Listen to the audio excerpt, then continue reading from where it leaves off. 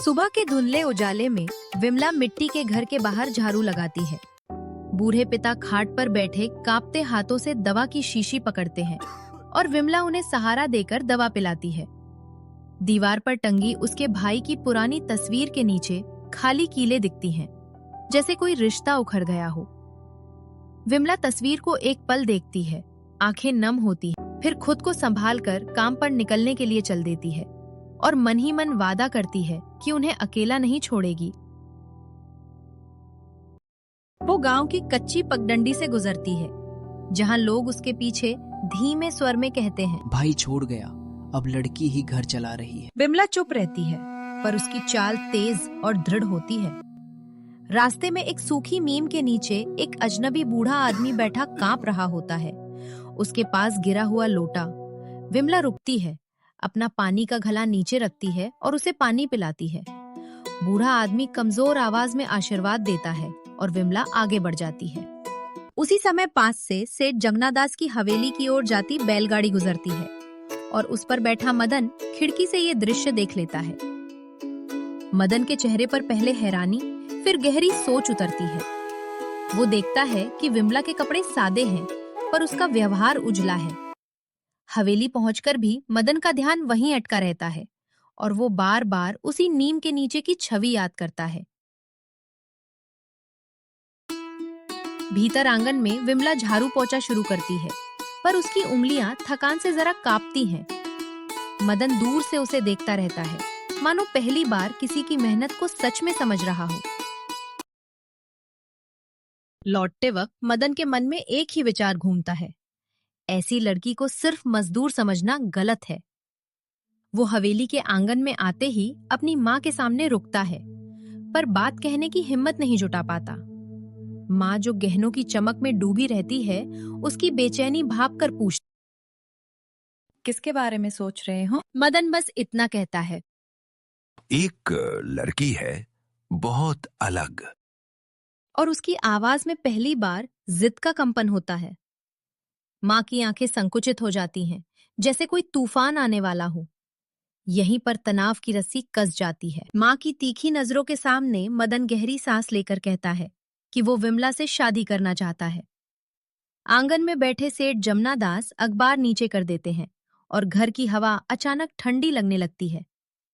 माँ का हाथ चूड़ियों सहित कांपता है, फिर वो ताने में हंसती है, नौकरानी, हमारे खानदान। मदन का चेहरा लाल हो जाता है, पर वो पीछे नहीं हटता।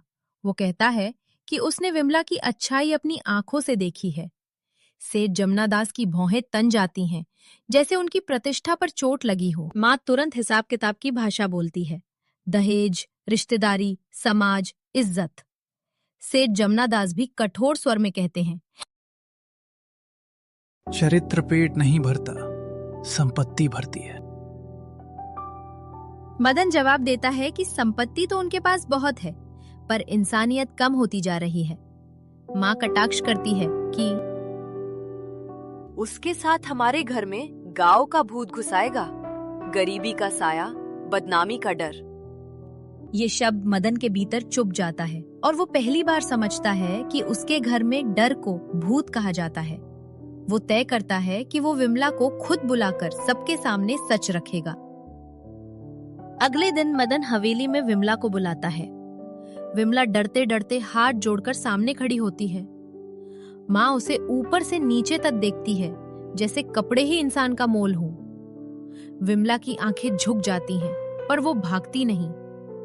मदन विनम्र पर दृढ़ स्वर में कहता है, मैं तुमसे विवाह करना चाहता हूँ। विमला के चेहरे पर हैरानी, डर और अपने माता पिता की चिंता एक साथ उभर आती है। वो धीमे से कहती है, मैं आपके घर की इज्जत नहीं बिगाड़ सकती।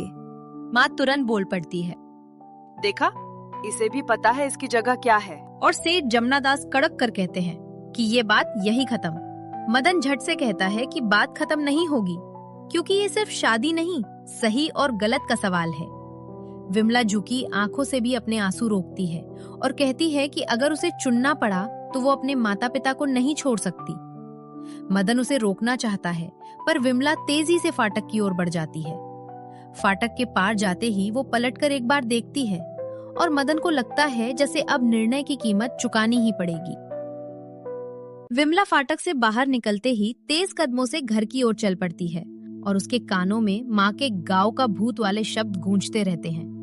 मदन पीछे पीछे आता है और उसे पुकारता है, पर वो रुकती नहीं।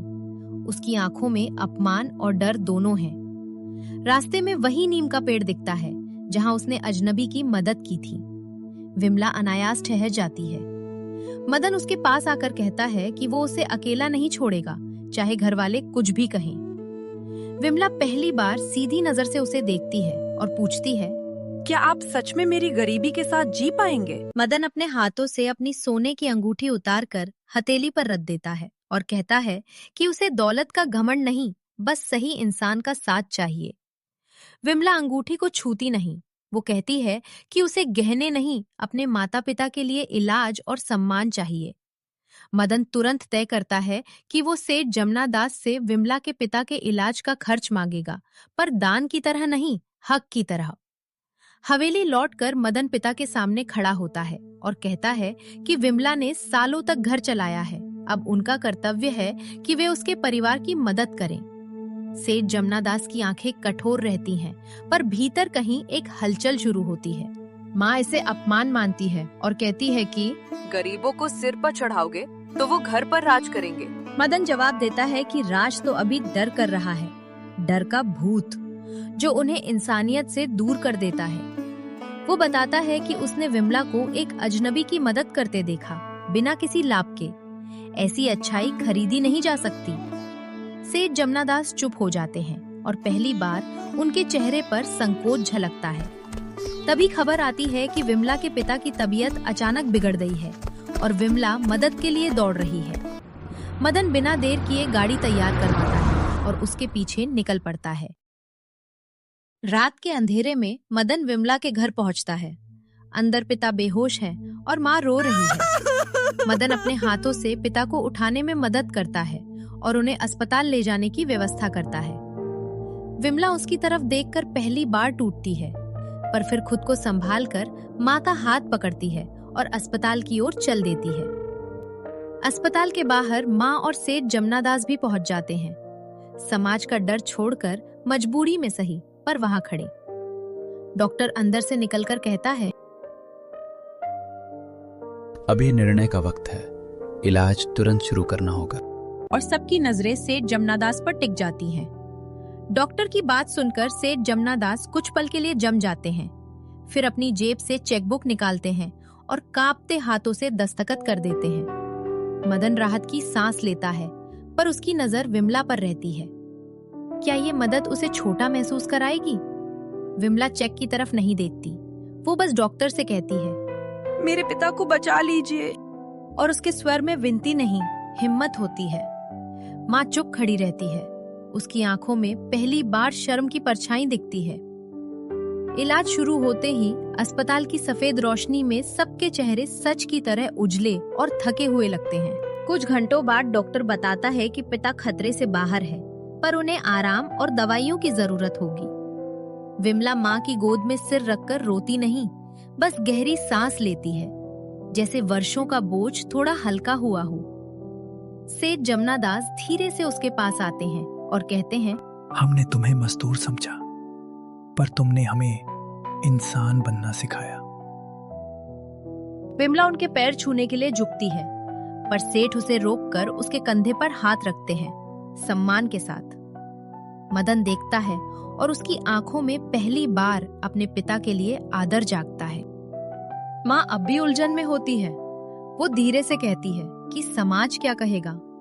मदन शांत स्वर में जवाब देता है कि समाज वही है जो आज इस अस्पताल के बाहर खड़ा है, दुख में सब बराबर। विमला भी बोलती है, अगर मेरे होने से आपके घर में भूत आएगा तो वो गरीबी का नहीं, डर का होगा, और डर मैं नहीं बनना चाहती। माँ की आंखें भर आती हैं। वो मान लेती है कि असली बदनामी कठोरता है और असली इज्जत करुणा। वो विमला का हाथ पकड़कर कहती है, घर चलाने वाली बेटी को हम घर की बहू बनने से कैसे रोक सकते हैं? कुछ दिनों बाद विमला के पिता घर लौट आते हैं। हवेली के आंगन में छोटी सी सगाई होती है, बिना दिखावे के, बस सादे फूल और दीपक। विमला अपने माता पिता को हवेली के भीतर सम्मान से बैठाती है और मदन उनके सामने सिर झुकाकर आशीर्वाद लेता है। सेठ जमनादास सबके सामने कहते हैं कि धन से बड़ा चरित्र है और जो इसे नहीं समझता वही गांव का भूत से डरता है। माँ विमला के माथे पर टीका लगाती है और विमला की आंखों में पहली बार निश्चिंत चमक होती है। कहानी यही खत्म होती है, जहां डर का भूत हार जाता है और इंसानियत घर का नया नियम बन जाती है।